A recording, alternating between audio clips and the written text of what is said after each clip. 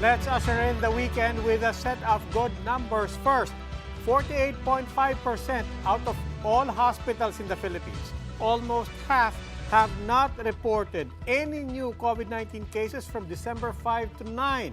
COVID bed utilization also remains low at 20%, while use of ICU beds are manageable at 26%. And here's another staggering big number. COVID deaths in the country have been reduced to 3 per day, says the Health Department. That's from an average of 244 fatalities back in September. While reported deaths sometimes reach double digits, the DOH says this is due to backlogs or case verification.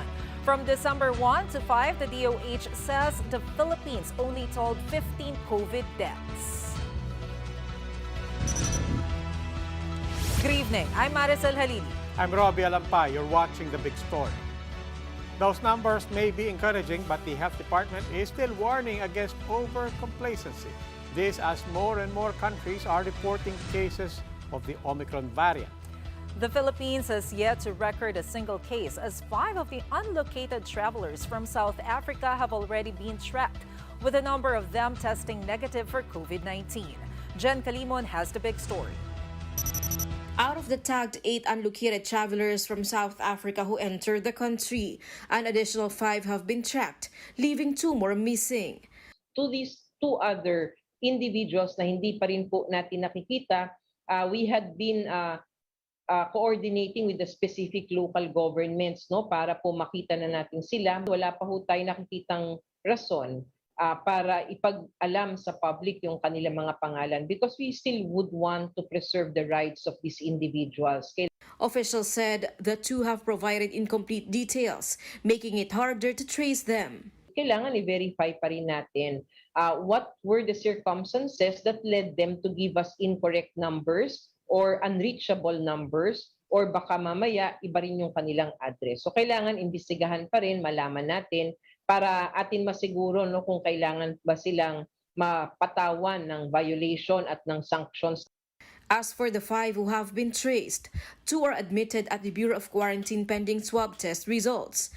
2 already tested negative but are still under quarantine, while the 5th already tested negative and has been discharged from quarantine. 63 countries have reported cases of the Omicron variant, including Asian countries such as Singapore, Thailand, and Malaysia. Despite having no Omicron cases in the country, the Health Department is not letting its guard down, especially following reports that Omicron has a sister mutation and that it may be hard to detect during sequencing runs. And unfortunately for this Omicron variant, meron po silang S gene deletion. So dito sa RT-PCR, hindi mo makikita yung S gene na yan. Hindi naman natin kailangan mangamba, no? Kasi unang-una, nadidetect pa rin ang positive samples, no? Wala lang tayong S gene detections, and kapag positive naman ang sample, sasagawa po natin ang whole genome sequencing, kung saan kahit may deletion yan sa S gene, madidetermine pa rin natin kung anong type of variant yan. The Health Department advises prioritization of booster shots to curb a possible spread of the variant. Pfizer and BioNTech says a 3rd dose of its job can help neutralize Omicron. But the World Health Organization is cautioning richer countries from hoarding vaccines, as this may cut supply for poorer countries. Reporting for News 5, Jen Calimon, we are One News. With the country still clear of the Omicron variant, what other precautions must be put in place to ensure that our COVID numbers continue to come down? That big question and more with infectious disease expert Dr. Ronjin Solante. Dr. Solante, welcome again to The Big Story. Yes, Robbie, good evening. Dr. Solante, ilang beses na po na tayo nag-uusap dito. I don't think we've ever started off a newscast with that optimistic numbers. Is there any other way to take those numbers other than this is really, really good news? Well, this is the first time that this is a good news. When we have those numbers, I'm really happy. And if you look at the hospital utilization now, and even in San Lazaro, it's way far. We would expect that it will happen even at this point in time when we have the Omicron variant. And in fact, Robbie, we still have the Delta variant. And other countries, we're still reeling with the Delta variant. But we are in a better place and we are in a better situation now compared to 2 months or a month ago. Okay, now the but. Ipasok ngayon natin, Omicron. Ipasok natin sa picture. As you keep saying, and as everybody keeps saying, there's an element of inevitability here. It's not a matter of when they said, it's a matter of, it's not a matter of if, it's a matter of when magkakaroon ng Omicron. First of all, what are we doing right? And where are the cracks? And even in a worst case scenario, if Christmas may pumasok na Omicron, what might be looking at in terms of the charts? First, we're doing good with the vaccination.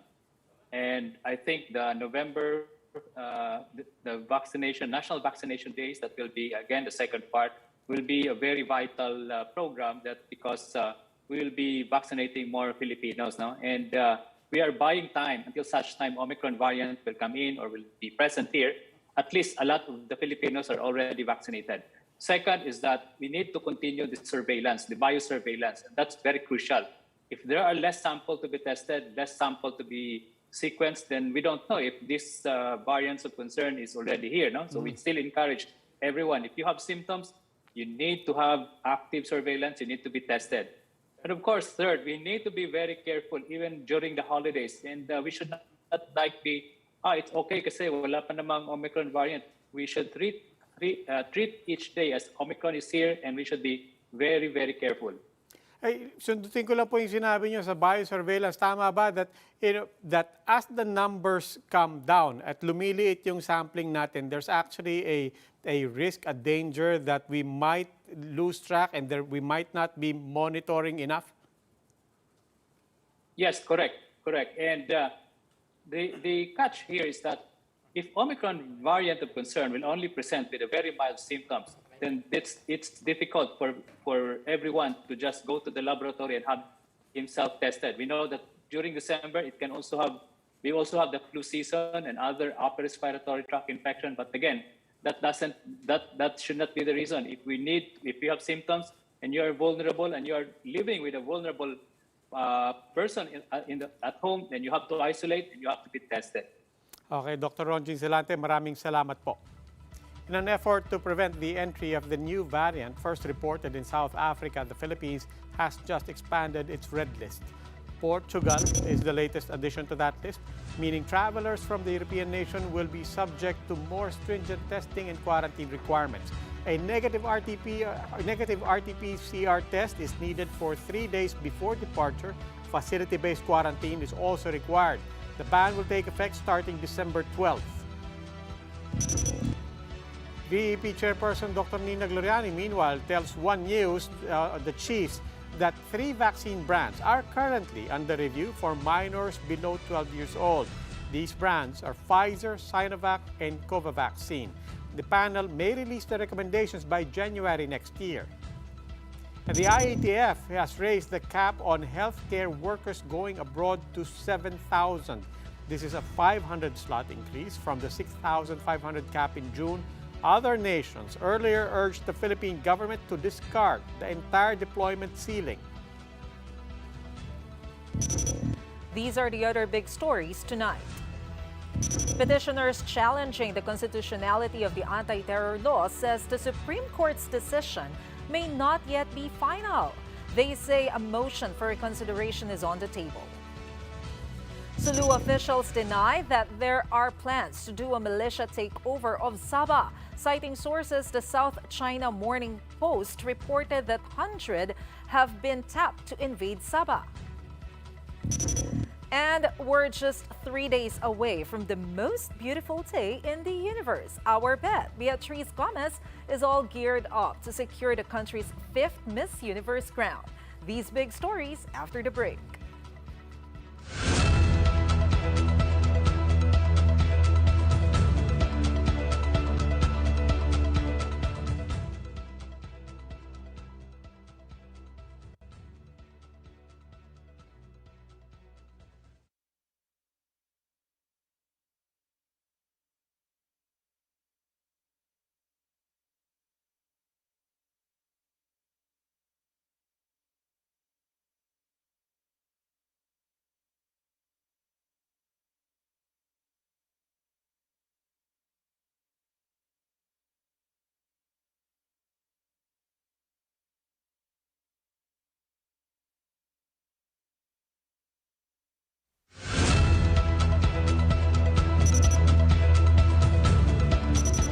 evening. You're still watching The Big Story. I'm Robbie Alampay. And I'm Maricel Halili. As the world observes International Human Rights Day, petitioners challenging the anti-terror law can't help but feel that the Supreme Court's edition was an affront to human rights in the country. While the Supreme Court's full decision on the law has yet to be published, petitioners are already preparing their next steps. Marlene Alcaide with the story. While the world celebrates International Human Rights Day, several petitioners against the anti-terror law couldn't be more displeased. The Supreme Court decided to junk only 2 parts of the highly contested measure. Dissenting opinion at ito pong mga opinion na ito ay amin pong pag-aaralan at ating pong lalabanan dito sa ating motion for reconsideration. Petitioners continue to argue on several provisions of the law that remain intact. These include the provisions on warrantless arrest, as well as the power of the Anti-Terrorism Council to designate individuals or organizations as terrorists. Attorney Evelyn Ursua called the SC's decision as a mere consolation, adding that it is scary and depressing due to the lack of protection. Walang kwenta yon dahil may absolute power pa rin yung Anti-Terrorism Council na umaasta na korte. Anti-terror law will continue to silence us. The right to freedom of expression is so important dahil yung karapatan natin magsalita, yun din yung karapatan natin na ilabas kung ano ang ating nasa isip, kung ano ang ating nararamdaman. Pero babaliwalain ito. Petitioner and senatorial aspirant Nery Colmenares likewise said that too much power is given to the president under the law to target dissenters. This decision will not be left unchallenged. Sana, despite the decision, ituloy natin ang pagtutol sa terrorism law. Ituloy natin ang paglabas ng ating hinaing na ang terrorism law labag sa karapatang pantao, labag sa ating mga constitutional rights. Another petitioner, Attorney Mel Santamaria, believes that the SCs may still change its decision.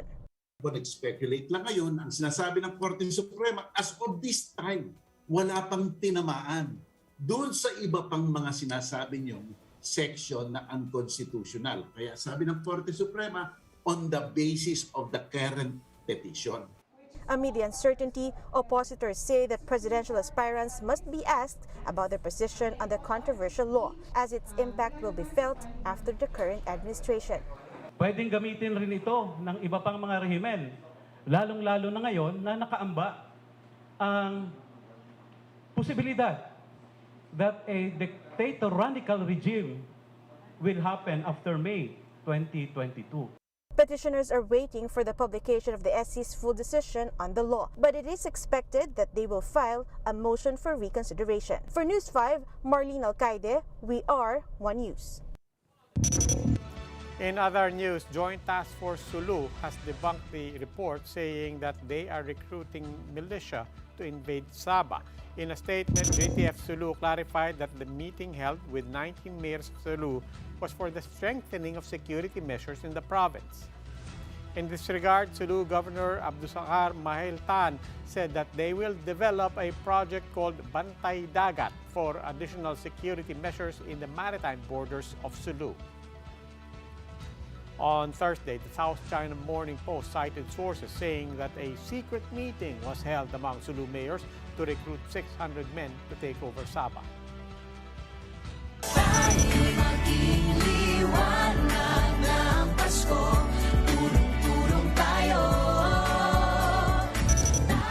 Month pay, Christmas bonuses, sales everywhere. But where should we put all our holiday money?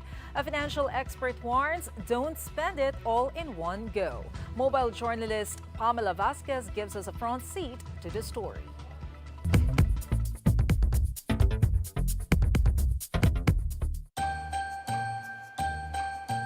Tis the season to be jolly. Indeed, Christmas is the most awaited season. Not only for the gifts and family get-togethers, but of course, for 13th month pay and Christmas bonuses. 24-year-old communication specialist Jazz Denya has made plans for that extra money as early as 3 months ago. Medyo nag-splurge muna ako sa mga pang personal na gamit like yung mga bags and mga pang office attire since start na kami ng 100% office attendance. Jazz is just one of many Filipinos expected to indulge in the so-called revenge spending or spending big money to make up for lost time during the pandemic.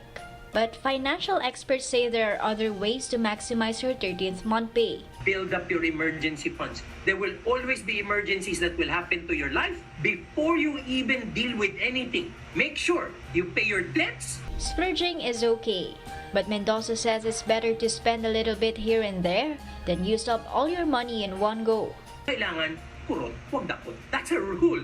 Pakunting-kunting nice dinner here and there, masarap na pagkain, a little bit of travel, maybe when it opens up. Mendoza says now is the best time to grow your investments. He's been advising clients to have at least 2 portfolios. May core portfolio ka. Doon nakasalalay yung talagang mga important goals mo like retirement, the education of your kids. Pero meron akong nakahiwalay, yung trading portfolio, nandyan yung laro. Alam mo, nagiging problema ng marami, halos lahat yung portfolio trading lang. Tapos pag naiipit, long term na. Other financial experts also suggest setting aside a portion of your Christmas bonus to buy insurance. In short, enjoy your money but think of the future too. Mobile journalist Pamela Vasquez, We Are One News. Other than spending, the holiday season is also an opportunity to give back. That's exactly what Alagang Kapatid did in Nabuklod in Pampanga as they distributed Noche Buena packages. The Alagang Kapatid Foundation first visited the community when it was struck by an earthquake back in 2019. Today, the foundation returned to let them know that despite life's challenges, tuloy pa rin ang Pasko. But some individual heroes also joined Alagang Kapatid, including ka-farmer Engelbert Sardino. The vlogger distributed ayuda packages to 700 Aita parents and students who thought they were in school just to submit modules. Little did they know that they will receive rice packs, coffee, and canned goods.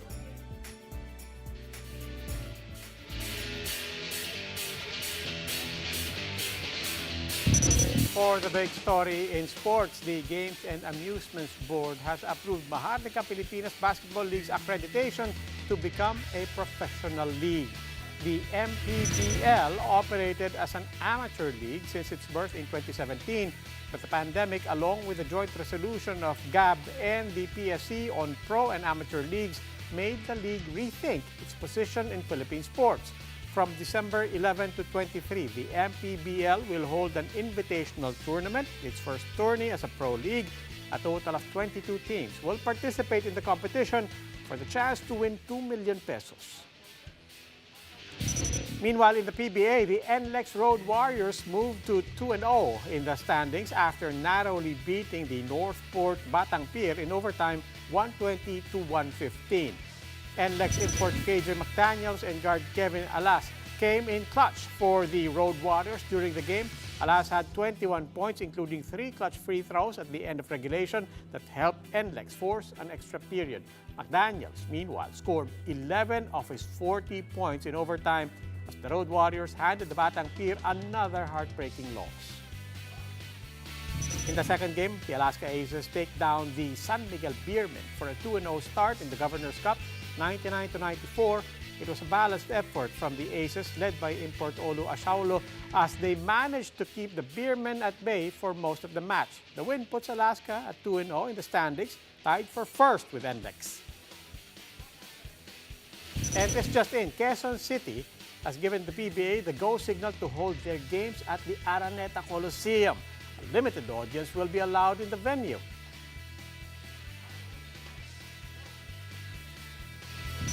Time for another quick break. When we return, authorities have yet to figure out the motive behind the killing of journalist Jesse Malabanan. Vice President Leni Robredo is not closing her doors on the possibility of forming alliances for the 2022 elections. And can Beatrice Gomez bring home the country's 5th Miss Universe crown? A look at her preparations for the pageant when we come back.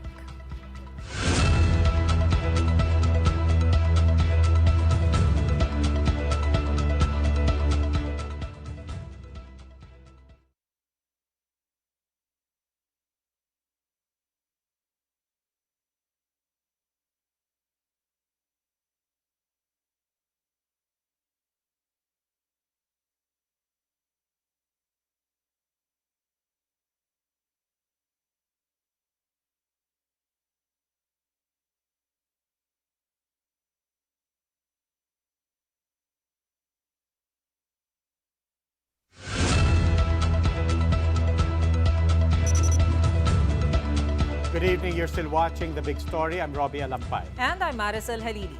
The Philippines remains the 7th deadliest country for journalists in a global index released in October. This week, a Pampanga-based reporter was gunned down, making this the second death of a journalist in the country over the past 2 months. Romel Lopez with the story. After the killing of reporter Don Dinoy in October, another one was slain in Samar on Wednesday evening. This amateur video was taken moments after journalist Jess Malabanan, a longtime stringer for Reuters, was shot inside his house in San Joaquin, Calbayog City. The victim was later pronounced dead on arrival in the hospital. Jess was said to be watching television with his wife when an unidentified gunman shot him in the head, killing him instantly. Gusto ko talaga ng hustisya para sa asawa ko, sir. Dahil walang ginawa dito, kahit pagtanong kayo dyan, wala siyang inapaka na tao. Paika-ika nga yun dahil may arthritis. Pinipilit niya magbiyahe dito pag may kailangan na papel yung tinutulungan niya dahil hindi marunong magbasa. A special investigation task group was created to solve the Malabanan case. Authorities have yet to figure out the motive behind the killing. Meron pong nakita na dalawang suspect. However, hindi pa po ma-identify or masabi ang pagkakakilanlan po sa mga nasabing suspetsado kasi agad naman po itong umalis sa crime scene papunta po ng Northern Samar na area. Sa ngayon po, lahat po ng anggulo ay tinitingnan po natin. But for Jess's wife, it could be Jess's advocacy to help illiterate poor landowners in the area to fight for their land. Hindi kami nag-iisip na ganyan dahil alam ko wala naman siyang kaaway.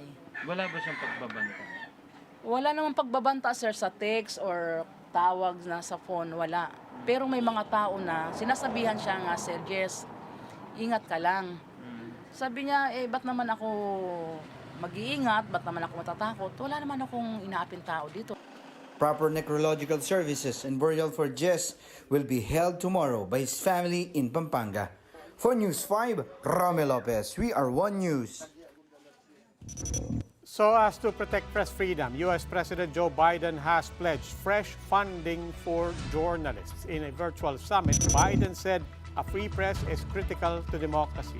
He said the U.S. will commit critical seed money for an international fund to sustain independent media around the world. Meanwhile, in Norway, Nobel Peace Laureates Maria Ressa and Dmitry Muratov arrived a day early before their awarding ceremony in Oslo. That's this evening. In a press conference, Maria Ressa spoke of the dangers of new technology to journalism. Social media companies that have essentially watered down facts, right? Made it so that lies laced with anger and hate actually spread faster and further than facts.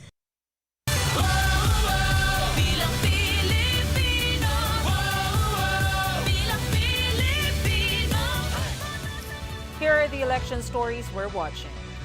Presidential aspirant and Vice President Leni Robredo admits she is still open to consolidating forces to ensure opposition's victory come 2022 elections.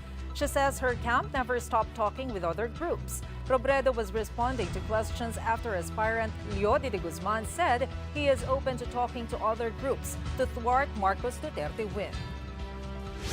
While some presidential candidates say they are more than open to get an endorsement from President Duterte, Partido Reforma standard-bearer Ping Lacson says it may be welcome, but he will not come running for it.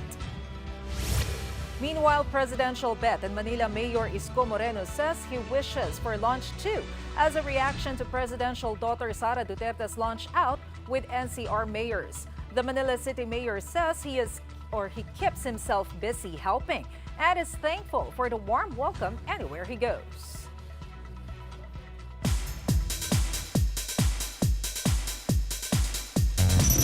Philippine bet Beatrice Gomez is gearing up for the preliminary competition of Miss Universe 2021. In a now viral introduction video, Gomez shared how she was raised by a single mother and how volleyball changed her life. She also expressed gratitude to the Philippines for sending an LGBT member to represent the country. It's a big deal because we are here to give positivity and be an inspiration, especially to the young children who are looking up to us, that they can be whoever they want to be when they grow up. To support Gomez, her co-beauty queens also sent individual messages. Know that we're here praying for your success and we love you. I am so excited to watch you as well and raise our flag and bring home the crown, Luigi. Love you. Miss Universe earlier announced a selection committee which includes Filipina actress Marian Rivera as one of the judges. The coronation night will be held in Israel on December 13 at 8 a.m. Manila time. For News 5, MJ Marfori, we are One News. And are you looking for something to do this weekend? Why not check out the Sparkly Drive-Thru Treat in Pasay City? As the Mall of Asia recently opened its Night of Lights, where one of the mall's parking lot was transformed for a colorful display of lights. Aside from the usual Christmas features, there are 6 tunnels with varying designs, all themed for Christmas. The best part? All these can be enjoyed from the comfort of your own vehicles as you drive through. If you come to the mall without a car, no need to worry because a tram is available to tour you. Entrance is free, although you must have a receipt worth 2,000 pesos from any MOA store. The Night of Lights is open until January 2 from 5:30 p.m. to 10 p.m. every day. And let's not end without noting the significance of the day, Human Rights Day. And even as we speak, Maria Ressa, Rappler's Maria Ressa, kababayan po natin, accepting the Nobel Peace Prize. The Nobel Peace Prize Committee acknowledging that press freedom, free expression, important to democracy, important to any society. Press freedom. And yet, we also note the irony of it all. As we're celebrating Human Rights Day, we're celebrating Maria Ressa Muratov accepting the Peace Prize. Meron na naman tayong kapatid na journalist na namatay na naman. Yeah. So, sana kilalanin natin, lalo na ngayon, Human Rights Day. Huwag nating kakalimutan, hindi porke sinabi na successful ang fight against human rights ay totoo. Tama ba yun? Okay. 15 days to go before Christmas. Tuloy pa rin ang Pasko, mga kapatid. And that wraps up today's big story. Catch us again tomorrow at 8 p.m. on Signal Channels 8 and 250. Please like our Facebook page, One News. For more in-depth analysis, visit our webpage, onenews.ph. Mask on. Wash hands. And stay safe, Philippines. I'm Robbie Alampay. On behalf of Gretchen Ho, I'm Maricel Halili. We are One News. Good evening.